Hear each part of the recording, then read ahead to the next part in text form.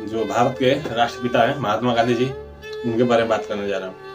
आपको पता होना चाहिए कि महात्मा गांधी जी जब देश की आजादी नहीं हुई थी तो वो विदेश में थे।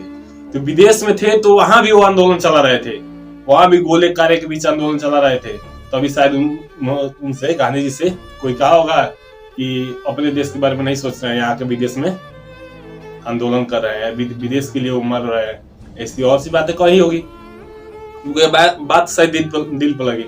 वो आए इंडिया में आए तो जो राजनीतिक माहौल था उनका बहुत जिससे उस समय बहुत जिससे निचले स्तर का था। तब वो आए तो उन्होंने देखा कि उस समय कोई उनके गुरु थे, उन्होंने कहा था कि पहले भारत की राजनीति को समझ लीजिए तब इसमें कदम जैसे अपना रखिएगा।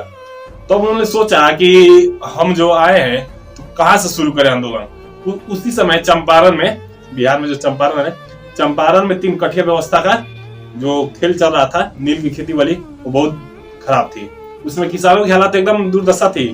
अब सोचिए कि तब गांधी जी से किसी अधिवेशन में राजकुमार शुक्ल ने, जो वहां के मूल निवासी थे, उन्होंने कहा है कि गांधी जी चलिए इस आंदोलन को आप नेतृत्व प्रदान करिए और तब मतलब भारत के आप किसानों से जुड़ेंगे और अच्छी जानकारी आपको मिलेगी राजनीति के बारे में। तब वो वहां गए, गांधी जी गए, वहां ये नहीं कार से गए, ना मतलब अनेक साधन से नहीं गए, आधुनिक साधनों से नहीं, वहां गए और वहां जाकर उन्होंने क्या होता है, बैलगाड़ी होती है जो गांव के किसान वाली गाड़ी थी, उनसे वहां ने घूमा, वहां किसानों की हालत देखी। तब वहां से लोगों से मिले, तब उनको समझ में आया कि हाँ किस समय अंग्रेज जो है, विदेशी जो है, वो भारत के लोगों को ब्रिटिश कैसे अन्य प्रकार की दिक्कत दे रहे हैं, अन्य प्रकार का शोषण कर रहे हैं। तब उनको समझ में आया अगर वो चाहते तो विदेश में रहते, उनको क्या दिक्कत थी आने के लिए। वो विदेश में थे उस समय जब विदेश में आंदोलन कर रहे थे, उस समय बजाज फैमिली ने उनको 20,000 रुपए उस समय दिया था। अब सोच कर देखिए ये कितनी बड़ी बात है। उस समय जब वो विदेश में आंदोलन कर रहे तब उन्हें बजाज फैमिली ने 20,000 रुपए दिए, भेजा था इंडिया से कि आप लड़िए। तब वो यहाँ आए तो बताइए, अब एक व्यक्ति है, जब गांधी जी बारे में सोचिए, एक व्यक्ति जो लंदन से पढ़ कर आया है, वो भी वकालत पढ़ के आया है और गांव में घूम रहा है।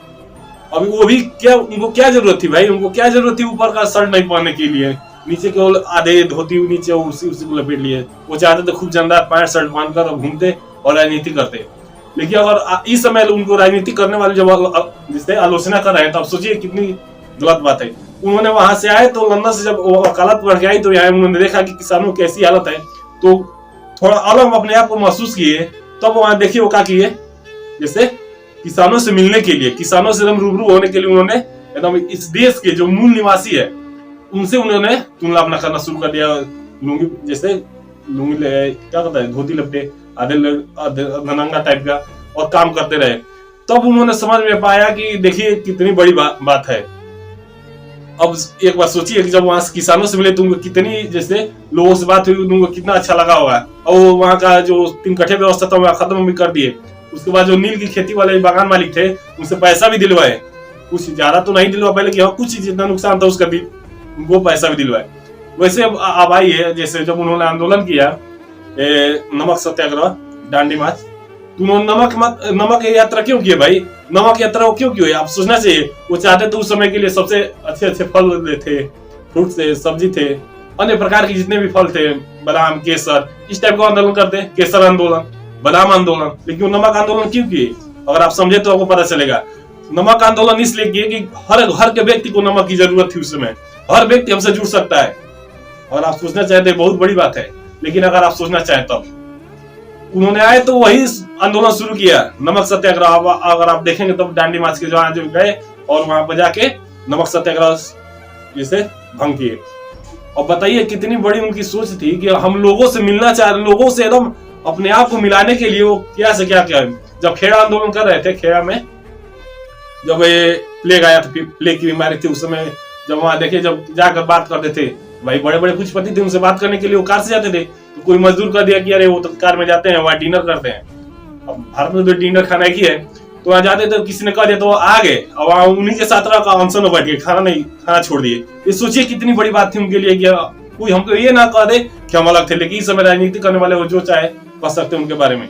अब एक बात ये भी सोच सकते हैं कि आपके भारत के जो नोट है उनका फोटो क्यों है, अब सोचना चाहे तो सोच सकते हैं।